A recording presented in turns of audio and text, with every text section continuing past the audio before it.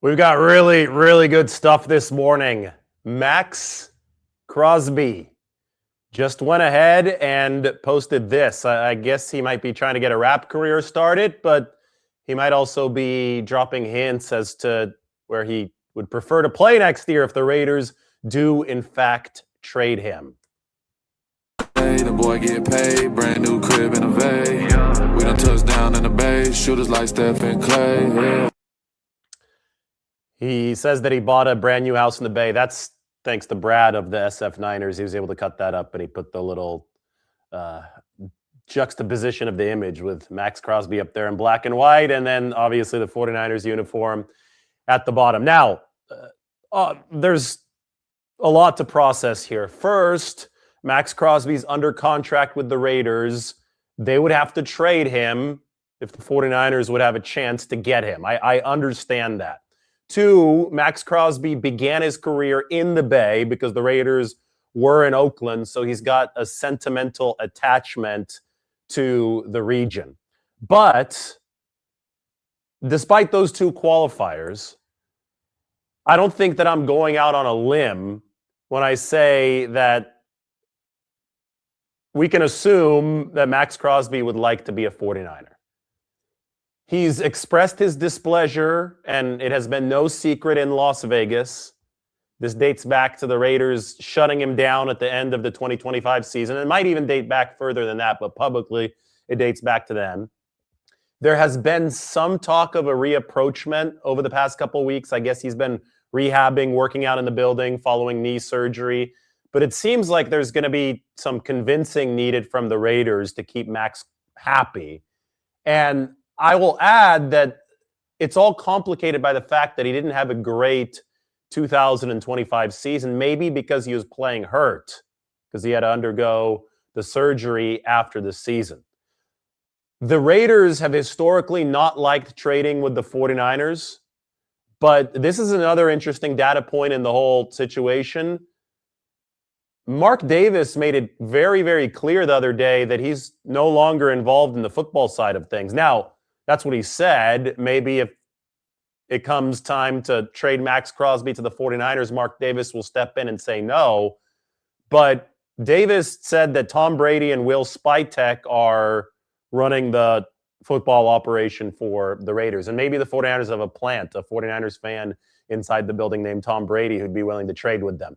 All kidding aside, maybe it is indeed a new era with the Raiders, with Clint Kubiak, obviously with Tom Brady, with Mark Davis stepping back and being a little bit more hands-off. And if that's the case, maybe a trade here is indeed possible. Let's hear a little bit more from Maxx Crosby.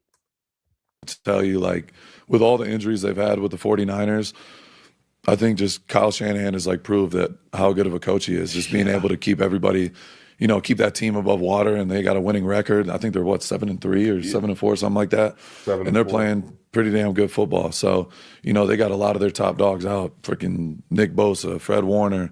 They missed Kittle for weeks, and they're still finding ways to win. So Shanahan's a great coach, and it's hard to say, you can't sit here and say, you're going to bench this guy. I feel like that's something with the Niners they've been dealing with for the last 7 years. It's a good problem. Even when Jimmy was the quarterback, they were talking about is Trey the guy, and is this the guy, or should they move on, and da-da-da-da-da. But they just keep finding ways to win and be in the mix. So, yeah, I got a lot of respect for, Coach Shanahan, because clearly they're doing it the right way over there, and they've been a consistent winner for a long time. Yeah.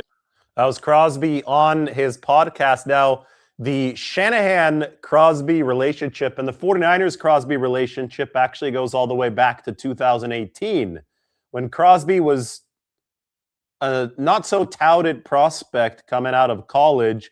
He did interview with the 49ers, and that interview apparently didn't go so well. The 49ers, according to the Crosby, didn't really take him seriously. But since then, the relationship has been mended. And this is Maxx Crosby at the joint practice in Las Vegas with the 49ers and the Raiders. A lot of hugs all around. That's Tim Ryan, the 49ers radio analyst, obviously has a lot of respect for Maxx Crosby's game. Crosby also caught up with Chris Kasarik. He quickly shook hands with Kyle Shanahan. There is the very quick acknowledgement of Kyle Shanahan. But later there was a discussion between Crosby and Shanahan on the field. I believe this is Crosby and Gus Bradley. Gus Bradley, who coached him with the Raiders. Gus, obviously now the defensive coordinator of the Tennessee Titans. But I've got to play you some of the audio from Kyle Shanahan talking about his verbal back and forth with Maxx Crosby, which goes back to that pre-draft meeting in Indianapolis, in a hotel room in Indianapolis. I'll be in Indy in a week for the NFL Combine. Well, 8 years ago, 2018, ahead of that NFL draft at the Combine, the 49ers had a chance to interview Maxx Crosby, and this is how it all went down. You'll hear from both Kyle Shanahan and from Maxx himself. I came up and said what's up, and just talked for a little bit, just some mutual respect there, and he's as good as it gets, and I wanted to apologize to him because we were kind of dicks to him, and shouldn't say that, but we were kind of jerks to him in our interview when he came out of college. And he's really one of the coolest dudes I've been around or seen, and he's one of the best players in this league, so it's cool to catch up with him. I mean, I think everyone would hopefully know I'm smart enough to never try to fight someone like that. They were dicks to you, and did you talk about that today? Yeah, that's actually funny. I talked to him on the field. It was after one of the plays. Like, I made a play and I was hyped, and I'm talking shit to Kyle, and he's laughing at me. And I went up to him after the play, and he's like, "Yeah, man." He was like, "I feel like an asshole about our interview we had in 2019." And I remember it because Kasurek was in there, John Lynch, and Shanahan. And I feel like it's nothing against them. I feel like every single team that I interviewed with didn't take me serious. I can name every damn team if I want, but I'm not going to do that. But Kyle Shanahan, he's an incredible coach. The dude is literally one of the best play callers in the game. So I got a massive amount of respect for him. That was Maxx Crosby after the practice. So we got both sides of it from Shanahan and from Crosby. Shanahan said that I was kind of a dick to Maxx during his interview. Obviously, since then, a lot has changed. Maxx proved a lot of people wrong. He remains under contract now with the Raiders.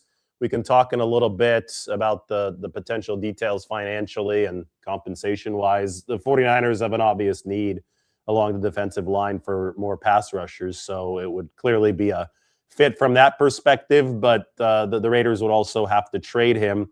Something that's becoming more and more common in the modern NFL, right? These big-time player trades. And, it's not quite like the NBA where a guy can force his way consistently to another team, but we're starting to see more, at least nudging in certain directions from superstar players. The contractual situation, the CBA of the NFL is not set up for the players to have a tremendous amount of power, but there does seem to be signs of, I guess I should say, winds of change in Las Vegas as far as how that team operates. And maybe those winds of change will satisfy Maxx Crosby enough to say, okay, I'll be content. I'm going to stay put. Maybe they sweeten this deal. The Browns gave Myles Garrett a massive, massive contract last year after he said he would never play for them again. I don't know if the situation is eroded that much between Crosby and the Raiders, but something does need to change in Las Vegas for these alpha type of players like Maxx Crosby to be happy there. I will tell you that, and I've said this before, but every single time that I've walked into that Raiders facility, I have been absolutely underwhelmed. And by that, I mean, it's just not an impressive vibe in there. And it hasn't mattered who the coach is of the Raiders. So they need to get that fixed, and maybe that's going to change under Kubiak.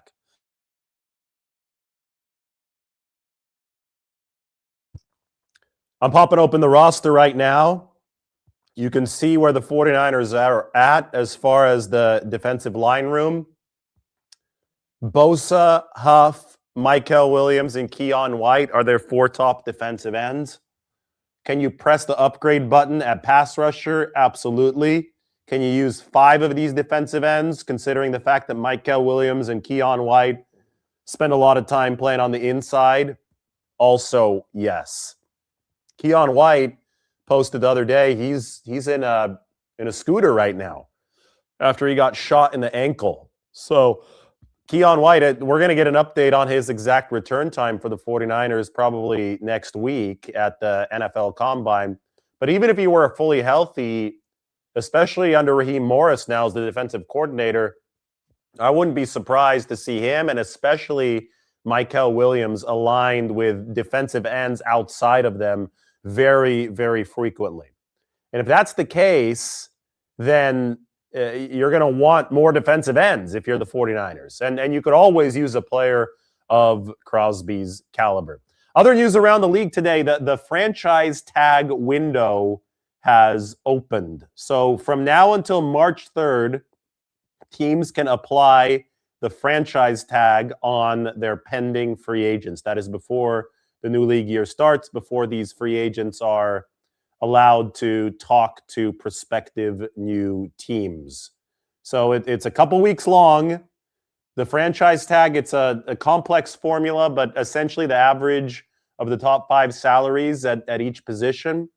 The 49ers' most likely player to franchise tag, because you can only use one of these per season, would be the kicker, Eddie Pinheiro. The 49ers have used a franchise tag on a kicker before in Robbie Gould back in 2019. If you foresee that there will be any difficulties in negotiations on a long-term extension for a player, and you think that the franchise tag is a solid number to negotiate from, that it doesn't put you at too big of a disadvantage as a team, then you can do that. You could place the franchise tag on a player so that you could keep him, or at least keep your rights over him. Tags and trades are also possible. So if the 49ers feel that it might get tricky with Eddie Pinheiro as far as a contract extension goes, and they don't want him to reach the open waters of free agency, as you can see here, they don't have anybody under contract as far as the kicking battery goes next year. It's empty at long snapper, it's empty at kicker, and it's empty at punter. So if they don't want Eddie Pinheiro to hit those dangerous waters of free agency, they'd be able to slap the franchise tag on him. Now, Robbie Gould never played under the franchise tag. They eventually found a long-term deal with Robbie Gould before the season started a few months later. And I think that a similar path could be possible for Eddie Pinheiro. I really don't think, if you're the 49ers, that you should risk losing a kicker who was essentially perfect on field goals last year. He was 27 of 28, with the only miss coming from 64 yards, which would have been an NFL record or the second longest kick of all time. Didn't somebody hit a 67 this past year? I think Jacksonville's guy hit something a little bit further. But still, it was in Indianapolis, Monday Night Football, and Eddie almost drilled it. It hit the crossbar. Other than that, he was perfect on field goals. We all know how bad it was before Eddie came there. And I think because of the success that the 49ers saw at kicker this past year, it should be a priority to retain the entire battery. And then by that, I mean long snapper, holder, and kicker. John Weeks is a pending free agent, the long snapper. Thomas Morstead, the punter, is a pending free agent. And obviously Pinheiro, the most valuable of those three, is the kicker. So if you're going to use the franchise tag, you probably use it on the kicker. I don't see any other likely candidate for the 49ers in the tag. What might be even more interesting is around the league, the franchise tag decisions, because those could lead to free agencies if the teams do not reach long-term extensions with players that they decline to franchise tag. For example, this morning, we got word from Adam Schefter that the Seattle Seahawks are unlikely to use their franchise tag on their running back and the Super Bowl MVP, Kenneth Walker. The Seahawks have multiple free agents that they want to retain and sign. They also will try to extend Jackson Smith-Njigba. There are enough Super Bowl tax costs that now make using a franchise tag this offseason unlikely. So a lot of that, the translation of that is that a lot of Seahawks players are going to want raises, including JSN, who's still under contract. And the Seahawks obviously are going to work to take care of that situation. Somebody that they didn't mention in this tweet is the cornerback Reek Woolen. He might be headed for unrestricted free agency. If that's the case, yes, the 49ers might be interested in Reek Woolen. But I mentioned this during the Super Bowl, maybe semi-jokingly, but this was before he won the Super Bowl MVP, and this is going to put pressure on Seattle to re-sign him.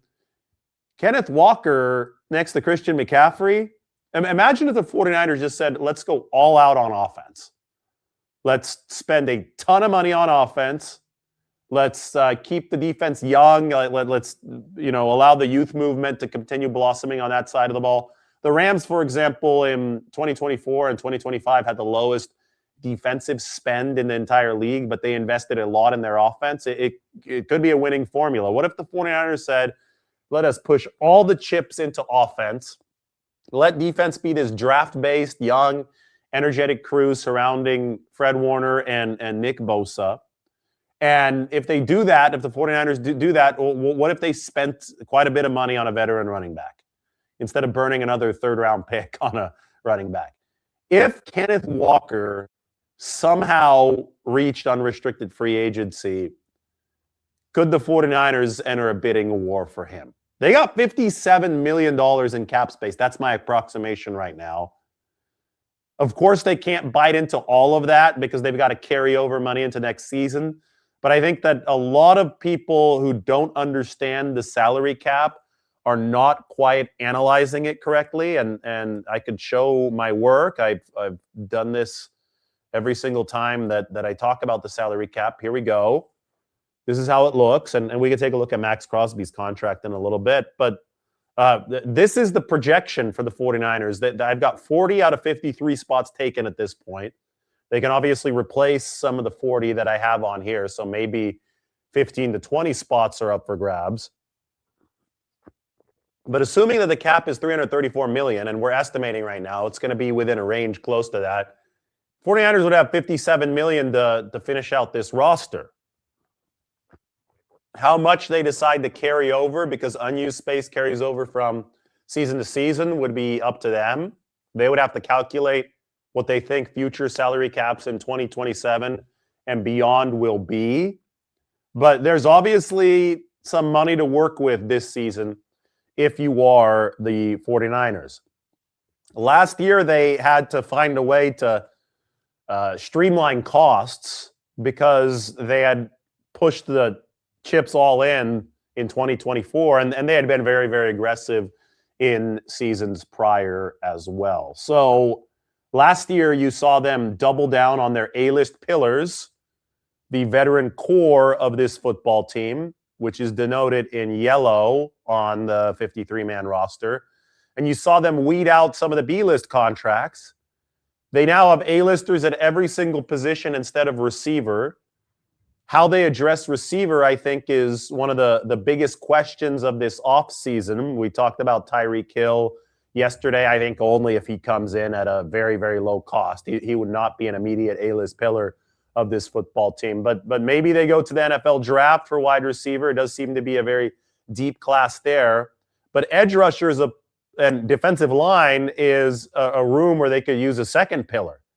And this team has the financial wherewithal now to add another A-list pillar. Last year, they had to decide between paying their own. They paid Kittle. They paid Warner. They paid Purdy. Those are all good decisions. They had to decide between that and paying on the outside. They didn't have enough money last year under the salary cap to add another A-list pillar.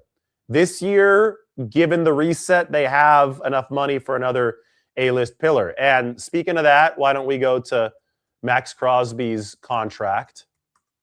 The Raiders made this thing eminently tradable, which to me is fascinating. When they signed him, it might be because the Raiders are cash poor compared to a lot of other NFL teams, but they did not give him a big signing bonus. So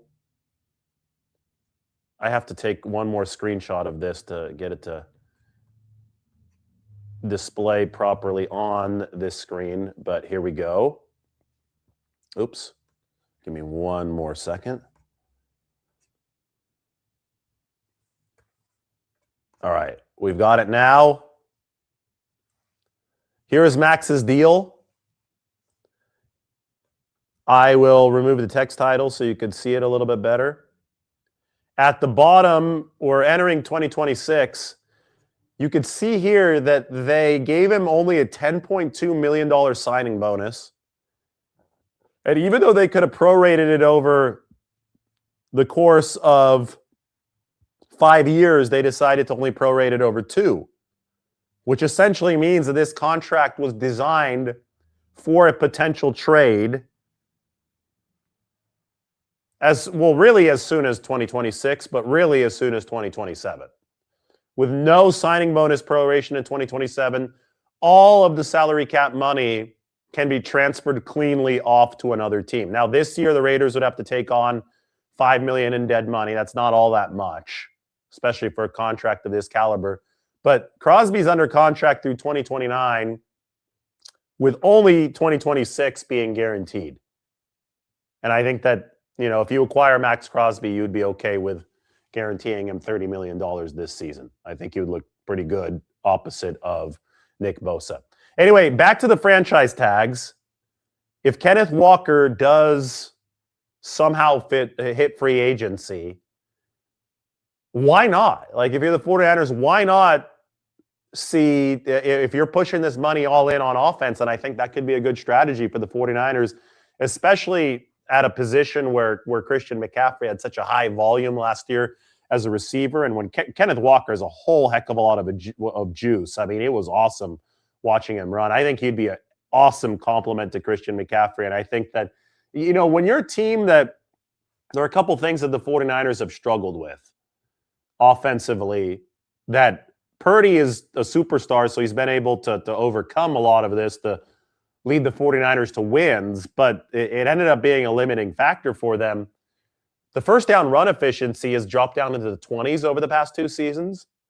The run blocking on the perimeter has taken a massive, massive tumble for the 49ers as of late. And the separation outside from their wide receivers has not been good either. In fact, I'm working on something right now up on the San Francisco Standard that's going to be coming out maybe a little bit later today, maybe tomorrow. We'll see when they decide to run it. But take a look at this. It is not pretty.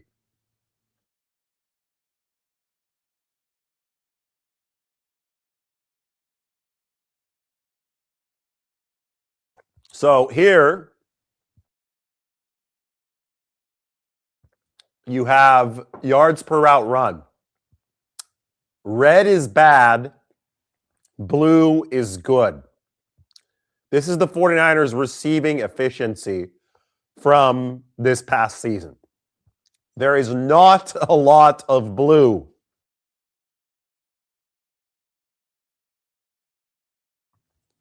In fact, the only passing target who registered an above average score in yards per route run was George Kittle, the tight end.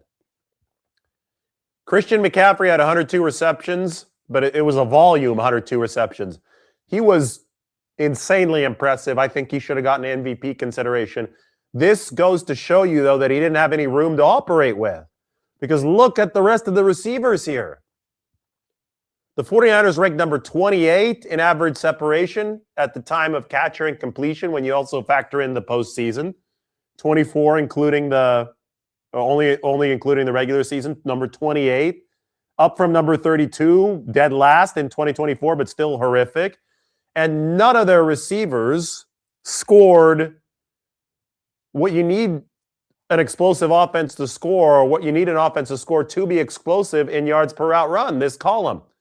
For comparison, the 2023 49ers had 3 wide receivers above 2 yards per route run, 3 targets.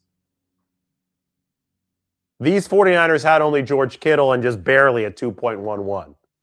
Jennings, 1.3, way below average. Bourne, 1.4, a lot of drops, a 15.9% drop rate for Kendrick Bourne. Now, Ricky Pearsall is a hinge point for the 49ers. He was well over 2.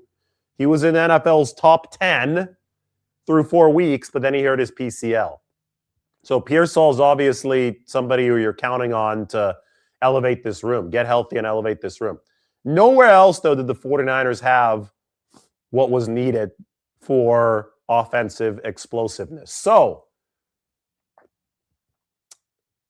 signing wide receivers is going to be extremely expensive. It's hard to find a good wide receiver deal in free agency. Everybody's like, well, Justin Jefferson, he's not a free agent. He's with the Vikings. Juwan Jennings has been valued at over $20 million a year. Look at where Juwan Jennings is here. I think Juwan did a lot of good stuff for the 49ers. I've sung his praises many times, but that's not an efficient number for the 49ers last season. I don't think that he was in the right role, and it's because Brandon Ayuk abandoned this football team and Ricky Pearsall got hurt. If Jennings is your number 3, then all of a sudden you're cooking with gas, but not when he's your number 1, as he was last season. So if he's going to make over $20 million, how are the 49ers going to afford a bona fide one? I don't think that. Is there even a bona fide one that's going to be out there available? You know, people talk about Alec Pierce. I wouldn't put him in the same category as a Justin Jefferson, as a Jamar Chase, as like an actual A-list wide receiver in this league. And what is the cost going to be? $30 million for an Alec Pierce? Is it going to be 25? What's it going to be for Juwan Jennings? The receiver class is super, super deep in this draft, though. So I think that, of course, you count on Pearsall to get back to health, and he can give you the boost that he gave you early in the season. That's big. Then you look at the receiver class, you spruce it up that way. And then you look at guys like Jordan Watkins and Jacob Cowing and say, hey, you guys need to take an extra step this year and help us out. And Demarcus Robinson might have a little bit bigger of a role for the 49ers next year. That's how you elevate the receiver room. It's the most likely path for the 49ers to elevate the receiver room. If you do that, you also save some money on a receiver instead of just forking over $30 million to Alec Pierce or whatever it would cost. And you'll have extra to spend on the rest of the offense. I personally believe the tight end, too, is something the 49ers should pursue heavily. We will see if the Atlanta Falcons franchise tag Kyle Pitts. If they don't and Kyle Pitts hits the open market, that's somebody that I think you pursue aggressively if you're the 49ers. Because the worst case scenario for San Francisco is that you end up with 2 tight ends, George Kittle and Kyle Pitts, to attack offenses in a different way and also spruce up the run game, which again hasn't been good over the past 2 years. But if you're also thinking about pushing all in offensively, then running back 2 has to be one of those things. So I know that I went round and about here with the logical explanation, but I think that money is probably best allocated at running back and tight end versus receiver. Receiver in this draft, you could find, I think, some very promising talent at a cost-controlled price. Meanwhile, you can get proven guys for, I think, relatively good prices at tight end and running back, and you're going to need some instant impact guys to give this offense a needed lift.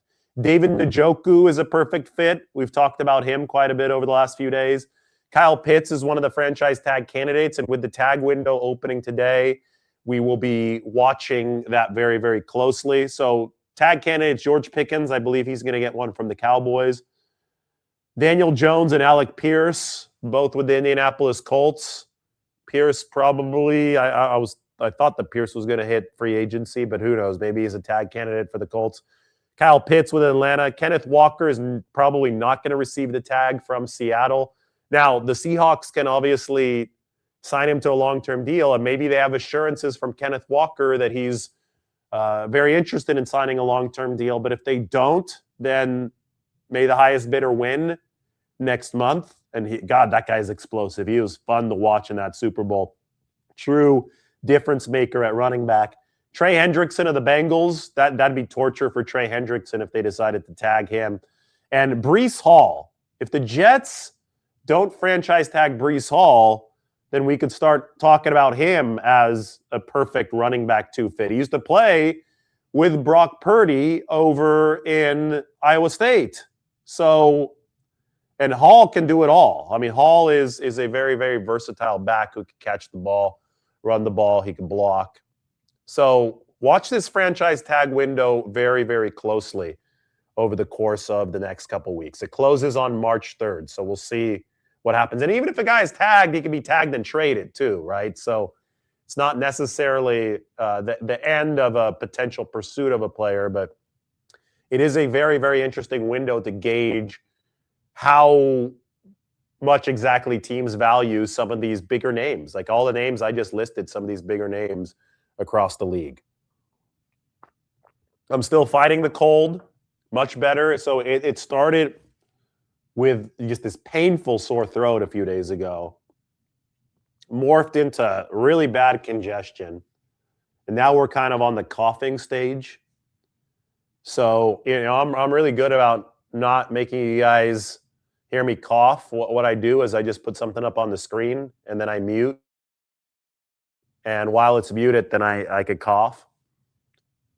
It's a lot to juggle at once, but I've gotten better and better at this live game. I think the last thing you guys want is me coughing right into that mic right there. But anyway, what a fun morning. It's February 17th. It's typically kind of a dead period, but we got nearly 900 of you live on YouTube. We're talking about Maxx Crosby buying a new house in the Bay Area.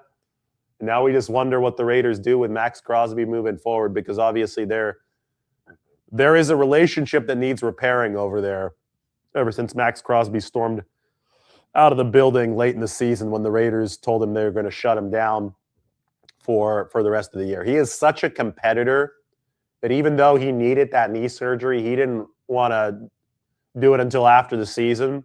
He did not want to go on injured reserve. He wanted to play through the very end. And now you can look at that two ways, right? The Raiders obviously protecting their investment in Maxx Crosby, but they could have also been protecting their potential trade piece in Maxx Crosby moving forward. If there was already a thought of discontent and a thought that the Raiders would be better moving on and grabbing some more draft capital before moving to a new coach.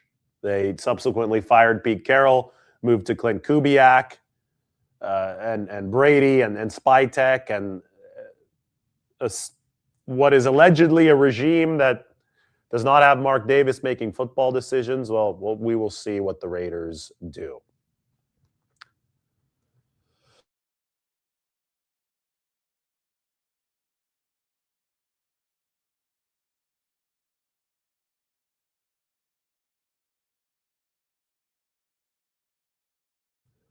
Here's the roster, and I am ready for some questions. Let's get after it in the Q&A. Then I'm going to go have some brunch. Brunch sounds very, very delicious right now.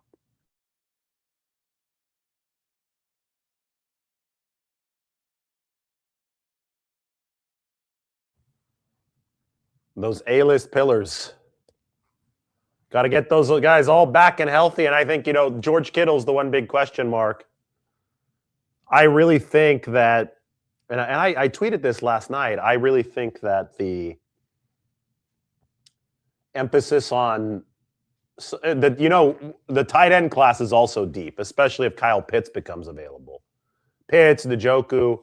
I think if you're the 49ers, you just follow the market. You look, okay, where is the draft deep? Which positions is free agency deepest in? And then you use supply and demand to help you follow the most efficient path. So if the draft is really deep at wide receiver, well, then you should dip into the draft for your wideout needs.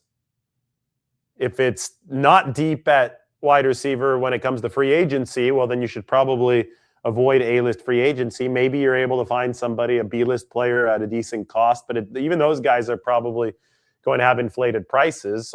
You're looking at it with Jawan Jennings at over $20 million.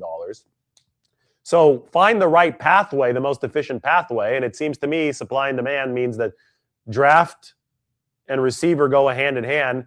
Tight end, which is great because they could do a lot of what receivers do. It seems that the free agency is the best path there, and that the 49ers can find an efficient way forward via free agency.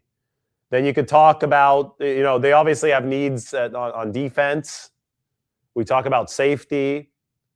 We talk about linebacker. We talk about Maxx Crosby here on the defensive line. You can never have enough dominant edge rushers.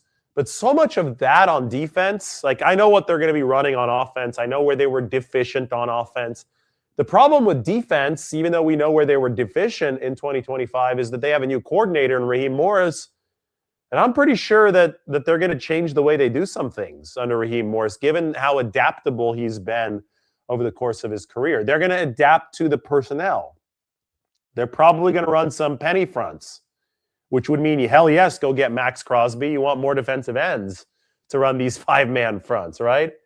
But if they're doing that, is there de-emphasis on linebacker? Because a lot of this penny stuff is 5-1, which means you only really need Fred Warner in those alignments.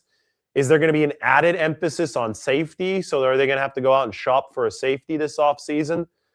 I mean, again, it's a good thing that the 49ers have a healthy salary cap situation, which they would not have had if they approached the 2012 offseason wrong. But they approached it right. They should have well over $50 million in salary cap space. And now, if you're the 49ers, you've got to put that to use. And you've got to put it to use efficiently. You have to be intelligent about it. And you've got to combine the acquisition process with the NFL draft, which isn't happening for another couple months at the end of April.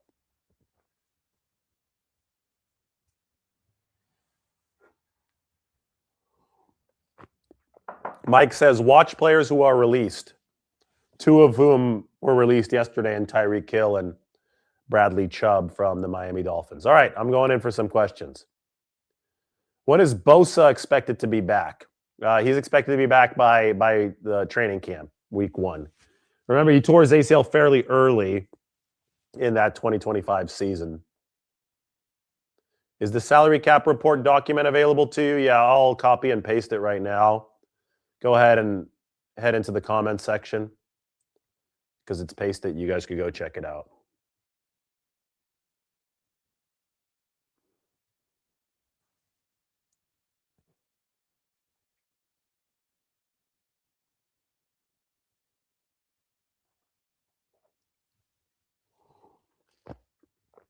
I'm not telling you the 49ers are going to get Crosby and Tyreek. I've never talked about Boye and Mafe.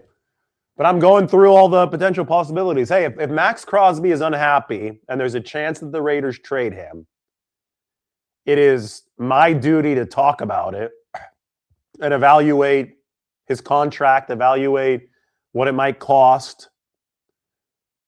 Because the 49ers have been really aggressive on the trade market under Kyle Shanahan and John Lynch. I mean, they tried to trade for Khalil Mack, but Mark Davis said no back in 2018. They offered more than the Bears in 2018.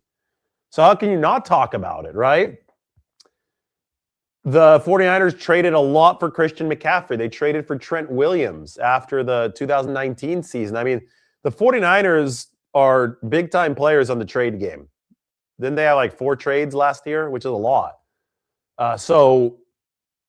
This is something I think you can't cover the 49ers accurately without assessing some of this stuff. And Maxx Crosby, I'm sorry, he decided to put out a rap song or tease a rap song today where he talked about the Bay Area. I want to get it up on the stage. You guys ready for this? Let's play it one more time.